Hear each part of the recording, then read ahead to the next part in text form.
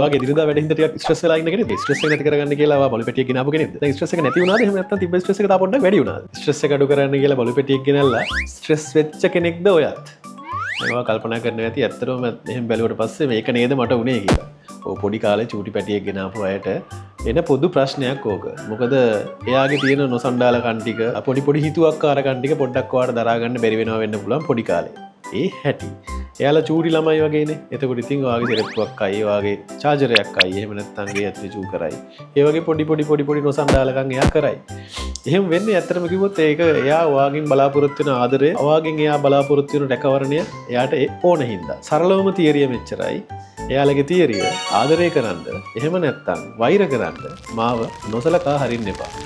එක්කෝ එයා ඔයාගෙන් ආදරය බලාපොරොත්තු වෙනවා. හැබැයි එයාට ආදරය හම්බුනේ නැත්නම් ගුටි කන්න හරි, ඔයාගේ ඇටෙන්ෂන් එක ගන්න හරි මොකක් හරි නොසන්ඩාල වැඩක් කරනවා. ඒක එයාලගේ හැටි. ඕක වයසත් එක්ක මග ඇරෙනවා. හැබැයි වයසට ගියාට පස්සේ ඔයාට හිතෙයි අර ඉස්සර තිබ්බ ඒ සෙල්ලක්කාරකම තිබ්බනම් හොඳයි කියලා. ඔයාටත් මෙහෙම ප්‍රශ්න තියෙනවා නම් කමෙන්ට් එකක් දාලා අපිට ඒ ගැන විස්තරත් කියන්න.